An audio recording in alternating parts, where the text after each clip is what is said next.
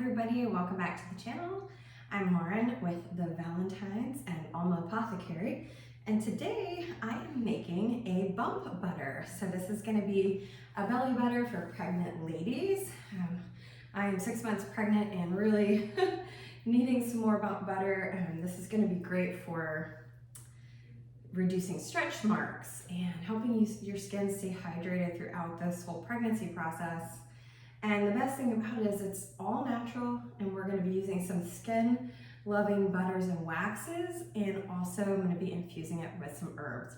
It is incredibly simple to make, so stay tuned as I show you how to do it. We're going to be using cacao butter wafers, coconut oil, and beeswax. This recipe is so easy because it's equal parts by weight. Coconut butter, This recipe is really easy because it's equal parts by weight. Cacao butter, coconut oil, and beeswax. If you don't have cacao butter, you can also substitute shea butter, which I have done many times, which works beautifully as well. Now, these ingredients alone are so good for your skin, and you can stop right there and have like a super creamy, buttery recipe. This is my tried and true balm recipe. I use it for my lip balms that I sell. I use it for my body balms that I sell. And I just keep coming back to this simple 3-ingredient recipe. Guys, I have made whipped body butters. I have made so many different things with like other expensive oils adding in, and there's really, this recipe is so solid. So one thing that I always try to encourage people, I've been doing this apothecary thing and been in business for almost 5 years. And that is, you don't have to have like 12 ingredients in something for it to be amazingly beneficial and good for you. In fact, nature provides us so many wonderful ingredients that less is more. I don't even add vitamin E oil to this because there's already vitamin E in these ingredients. So just keep that in mind when you're making your formulations. But moving on, I am gonna infuse these with a couple herbs. So I'm going to be infusing oils with calendula as well as chamomile. Now, if you have dabbled in herbalism at all, you'll know that calendula, both of these herbs are just super, super common for skincare recipes of all types because they're so good for the skin. So I'm sure you've run across it. Calendula officinalis is part of the marigold family. You can see the beautiful, beautiful bright orange petals, so beautiful. But anyway, calendula is so good for the skin because it has 3 of the antis: anti-inflammatory, antioxidants, which are going to help with free radicals and improving that cell regeneration, and then antimicrobial. Yeah, and actually it's the same 3 antis and chamomile as well. This is German chamomile, Matricaria cutita, and it's just beautiful as well. So these are the ingredients.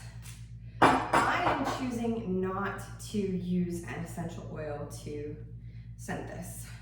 I'm going to be using it unscented because there is a natural perfume that I like to wear, and I don't want the scents to compete. And there is going to be some chocolatey scent from the cacao butter wafers, and I'm also really interested just to see how much of the chamomile comes through, if at all, in the finished product.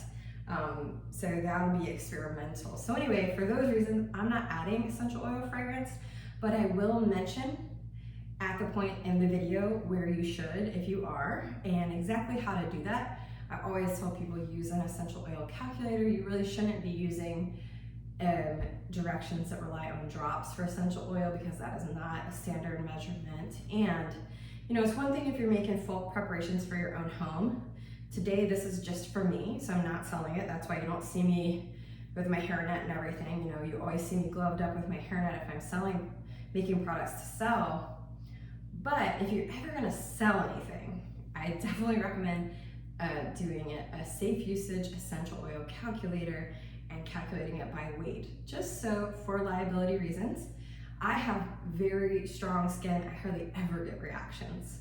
So, for me, I can put a lot of stuff in my products and never have any challenges, but a lot of people can't. So Just a word of caution, if you're gonna be adding essential oils to this, if you're not already, you need to start using essential oils by weight based on a safe usage calculation like eocalc.com. Okay, a couple just really small pieces of equipment that you need for this. I've got a spatula and a spoon for stirring. I am using a glove because I don't want to get my hands all greasy. You're gonna need a mason jar with a lid, and we're gonna need a crock pot. Yeah, so anyway, let's get started. I am going to use, oh, and a kitchen scale. You need a kitchen scale.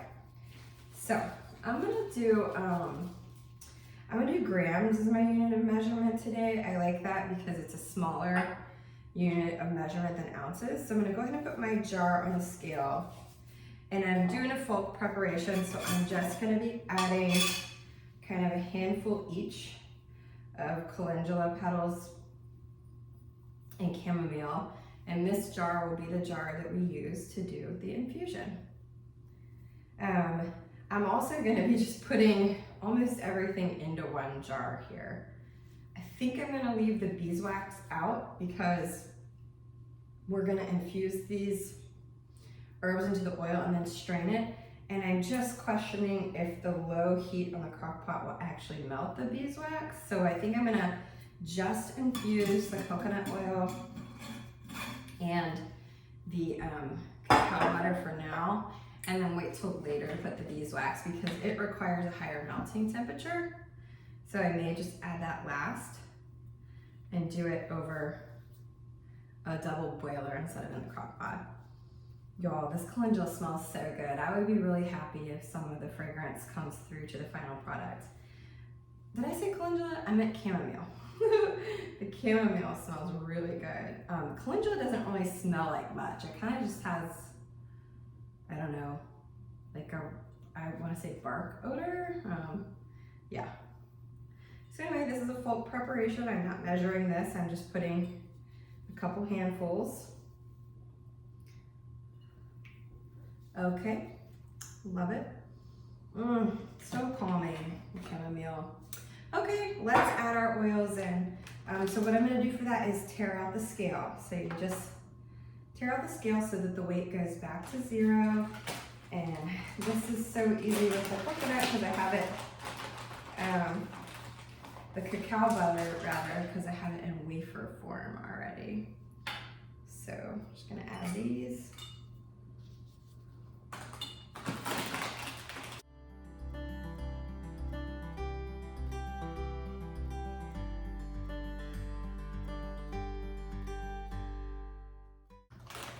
So I'm gonna do 100 grams of each of my oils and waxes.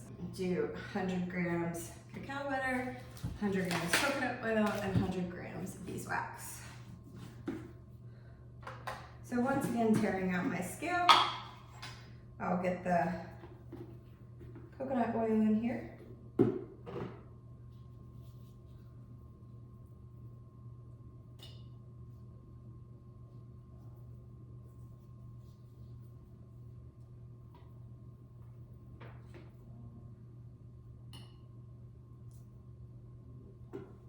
All right, awesome, right at 100 for that one. So I'll set this aside. So all we're gonna do now is get the lid on this. There we go. I'm gonna put in my crock pot without the lid. I'm gonna fill the crock pot with water surrounding this jar, and I am gonna let it go all day. And then just around dinner time today, I'll be back to finish the recipe, and that should give us plenty of time for these oils to infuse with the herbs. Now, I will also mention there's many other ways you can do this. The longer you infuse the herbs, the better. I'm just doing for today because I'm in need of the butter and I want to get it done. But you could do it overnight. You can do just without a heat method, which I often do, is just take some olive oil or an oil that's at room temperature, that is liquid at room temperature, and you can just do the same thing that I did and put it in a closet for a month. So there's lots of ways to do this. But anyway, I'm gonna get this filled with water, get it on, and we're just gonna let it go all day. And then in the evening time, I'll come back and finish this preparation with you guys. Welcome back, everybody. It is much later in the day, and our oils have been infusing with the calendula and chamomile for several hours now. I forgot to mention you want to keep your crock pot on the low setting. So you don't want to put it on the high setting because it will damage the herbs. But anyway, it's turned to the oil. Remember, we have the coconut and cacao butter in here. Coconut oil, cacao butter, and it's really infused nicely, turned into a beautiful kind of golden color. And I also have a double boiler set up over here. I apologize about the cans in the background, just disregard those. I also filmed a video about canning beans today with the no soak method, so definitely subscribe and check that out if that's also interest to you. But anyway, I have set up just a double boiler here, and I am melting down the beeswax in a glass pitcher. So here is just the simple double boiler. These are beeswax pastilles. As you guys know, we've been beekeepers for several years, but this is store-bought organic beeswax. Once we are able to get our colonies reestablished at this new property, we will be in our own beeswax again.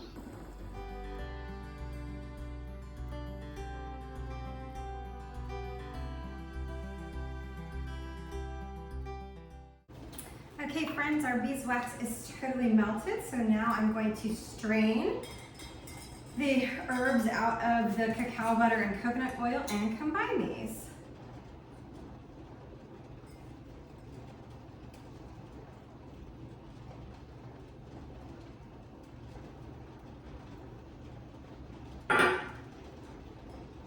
Just going to take a spatula to gently press. The beeswax was at about around 180 degrees, while the other was only at a little over 100 degrees, so I might have to pop this back on the double boiler just to get it really well incorporated. Because of the different temperatures, I'm noticing a little separation. That's okay. Give it a really good stir. I do have little micro bits of the calendula and chamomile here, and I am totally okay with that. This is for personal use. If you wanted to, you could also line your strainer with a coffee filter. You could also do cheesecloth. I actually think these are combined quite well. So I want to check the temperature on this. Ooh, it is up. I love the smell of beeswax. So I think the strong smell of the beeswax is gonna overcome. You're not gonna get any of the chamomile smell coming through that I was curious about, but you get the cacao butter. So it's chocolatey. The smell of the beeswax, I'm loving it right now. I just wanted to grab this and see what the temperature is. So right now, it's at about 142 degrees. If you were gonna add essential oils, I would just kind of continue to stir and let it come down to around 100 degrees, even 90 degrees, as long as it's not solidifying, because any higher than that, it damages the essential oils. But anyway, this is ready to jar. So I've got a couple of my favorite type of mason jar ready here. I love this jar. These are, what are these? These 4 ounces? Anyway, it's perfect for a balm or a salve because you can just put your hand right in there. I've got a reusable lid, and I'll find another lid for the other one, but I'm gonna go ahead and pour this in.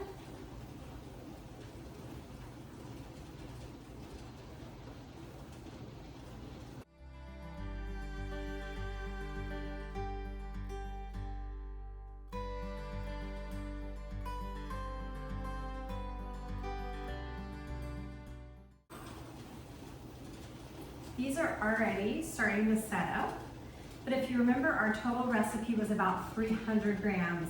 100 grams beeswax, 100 grams coconut oil, and 100 grams cacao butter. And so it's made about 2 of these mason jars. So I'm gonna go ahead and put a lid on these. And what I am gonna do is put them in the freezer. This is a tip for you. So these will set up fine just at room temperature. However, sometimes cacao butter, definitely shea butter if you're using that as a substitute for cacao butter, can get grainy as it solidifies. It will separate from the other oils and make little beads. It doesn't affect, you know, the integrity of the product. It's still a great product, but people don't like that from like an aesthetic and feel standpoint. So a way to bypass getting little grain is to drop the temperature rapidly using the help of the freezer. So I'm gonna do that, and then I'll come back and show you the finished product.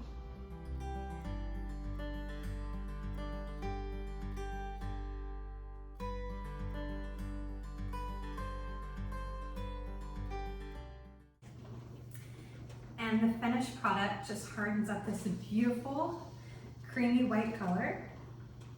It smells so clean and so natural. And what I like to do, especially if I'm gifting this, or when I sell my balms and salves like this, I just sprinkle a couple of bits of the herbs that I've used that were infused in it so that the customer or the recipient of the gift gets a visual. And then when they get it, they can just dust those off. And what you have is just a super creamy, really moisturizing product. And you can see how easily it just kind of melts into the skin and glides across the skin. So that beautiful, fresh, natural fragrance so that it won't interfere with, you know, any perfume that you might want to use. That's my plan anyway, but you can use this on any part of the body. I'm going to use it on my baby bump, but like I say, I make my lip balm with this. I use it on my face if it gets really cracked and dry in the winter. It's a little heavy for a daily facial moisturizer, but there's just so many uses all over the body, and it's just so natural and safe. You could use this on your baby as well, and in fact, I've made the same recipe in the past for my sister's kids, for little girls struggling with eczema, and that's what there is to love about these natural products, guys. None of the icky stuff, none of the preservatives that you find in some of the store-bought. So I hope this is helpful. I hope you will try to make it yourself. And this is the perfect size for me. I've done it in much bigger jars before, but I like this one because it's easy to travel with. I can keep one in my bathroom and throw one in my suitcase. But again, I hope this was inspiring to you guys. Thank you always, as always, for watching my videos, and I will see you on the next one.